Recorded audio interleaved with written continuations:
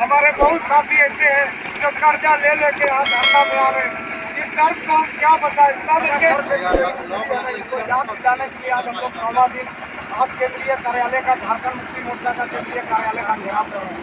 पर वो दिन दूर नहीं है कि जब अपना किए गए वादा से अगर ये सरकार मुकर रही है तो हम लोग भी इनको दिखाएंगे कि आपने जो चुनाव में वादा किया था और आपका आज खमियाजा हम लोग भुगत रहे हैं। पूर्ववर्ती सरकार ने जिस तरह से हम लोगों को रोड पर लाकर छोड़ा, यही गलती ये सरकार भी कर रही है। और हम लोग भी इस बार पूरा संकल्पित होकर बैठे हैं कि जब तक ये सरकार हम लोगों की मांग पूरा नहीं करेगी, हम लोग धरना प्रदर्शन नहीं छोड़ेंगे। चाहे जान भी चला जाए, मर भी जाए, पर अगली बार मांग लेकर ही जाएंगे।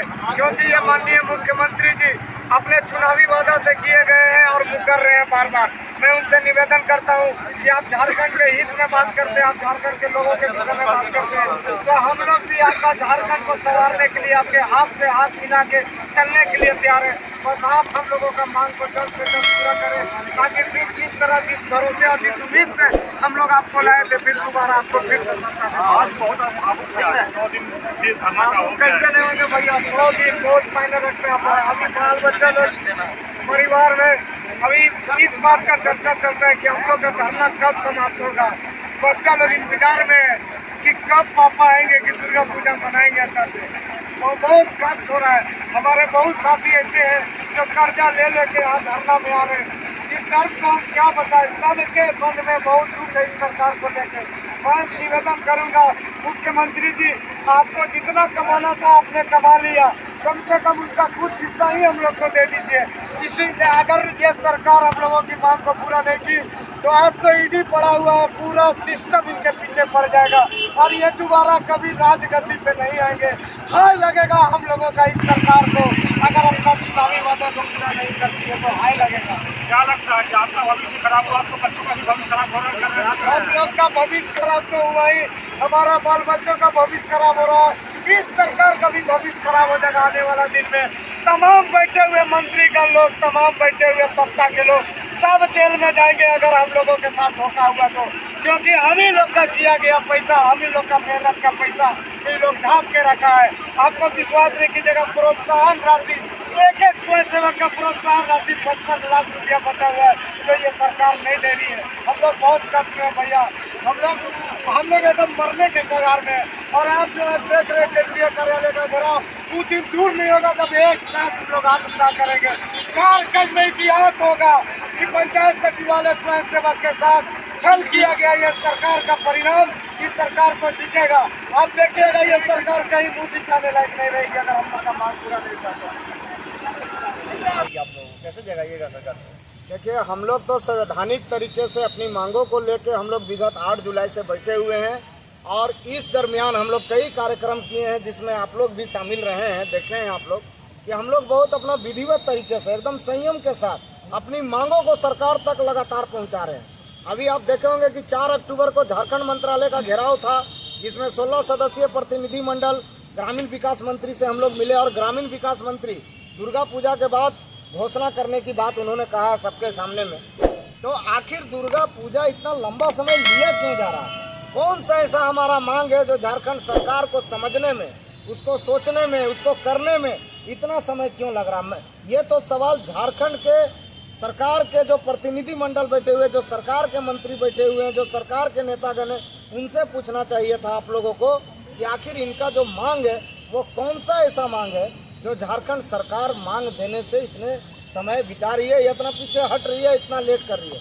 क्योंकि देखिए, हम लोग पूर्ववर्ती सरकार में 2016 में पूरे झारखंड में सभी पंचायतों में 4-4 स्वयंसेवक का चयन प्रक्रिया अपनाया गया और वो चयन प्रक्रिया पूरा विधिवत तरीके से अपनाया गया।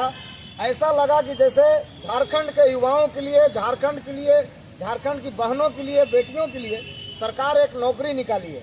लोग बहुत खुशी से, लोग बहुत तन मन से, मैंने समझिए कि फॉर्म को भरे, लोगों का सिलेक्शन हुआ। सिलेक्शन का भी प्रक्रिया इतना व्यापक रूप से अपनाया गया कि पुलिस वेरिफिकेशन तक हुआ, कैरेक्टर सर्टिफिकेट देखा गया, एजुकेशन देखा गया, हाई क्वालिफिकेशन भी देखा गया, उम्र देखा गया, आरक्षण देखा गया। मैंने तमाम सब प्रक्रिया पूरा करते तमाम हाँ जी बिल्कुल एकदम जो नौकरी का जो प्रक्रिया होता है वो पूरी नौकरी की प्रक्रिया के कानूनी तरीके को अपनाया गया सरकार के द्वारा।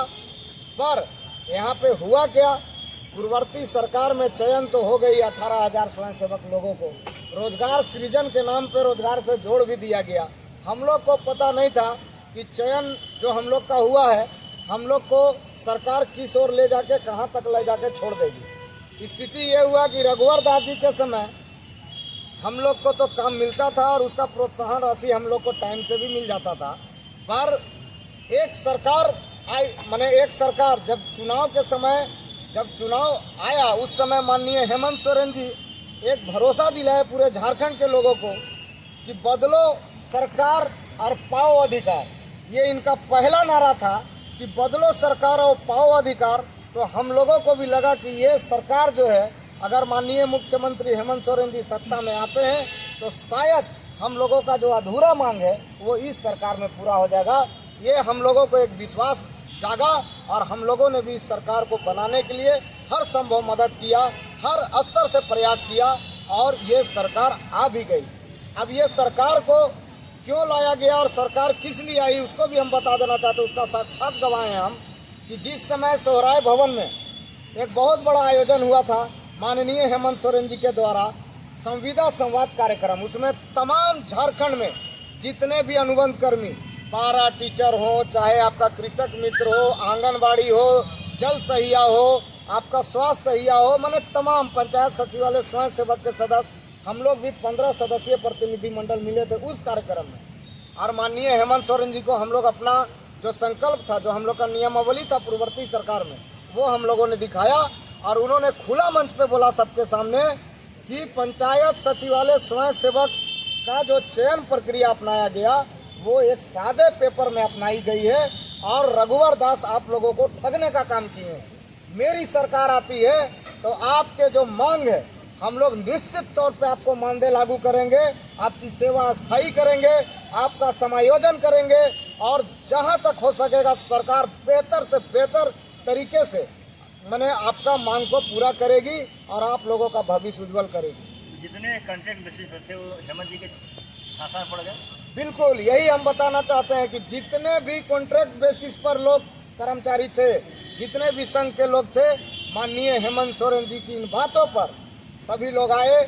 और सिर्फ घोषणा उतना ही नहीं था, इनका घोषणा बेरोजगार युवाओं के लिए भी था, बेरोजगार युवतियों के लिए भी था कि अगर मेरी सरकार आई तो 1 साल में 5 लाख नौकरी देंगे।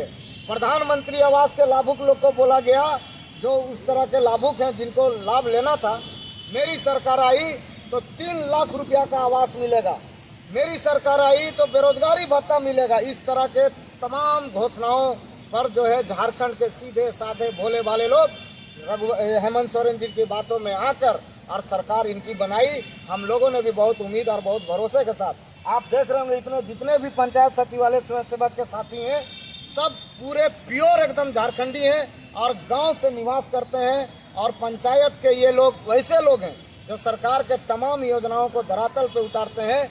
जिस समय हेमंत सोरेन जिनका घोषणा हुआ था, ये बात हम लोगों ने अपने अपने गांव और समाज में अपने लोगों के बीच ये बात को बताया था कि हेमंत सोरेन जी की सरकार लाइए, हेमंत सोरेन जी आएंगे तो झारखंड को बेहतर से बेहतर तरीके, बेहतर से बेहतर झारखंड का प्रगति करेंगे, अच्छे तरीके से काम करेंगे।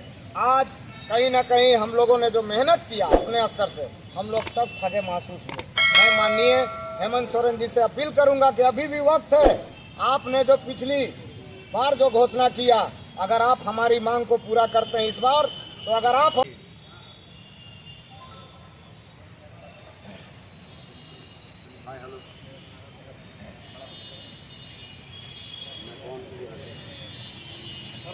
सचिवालय स्वयं सेवक संघ जिंदाबाद जिंदाबाद जिंदाबाद, पंचायत सचिवालय स्वयं सेवक संघ जिंदाबाद जिंदाबाद जिंदाबाद। हमारी मांगे जायज है,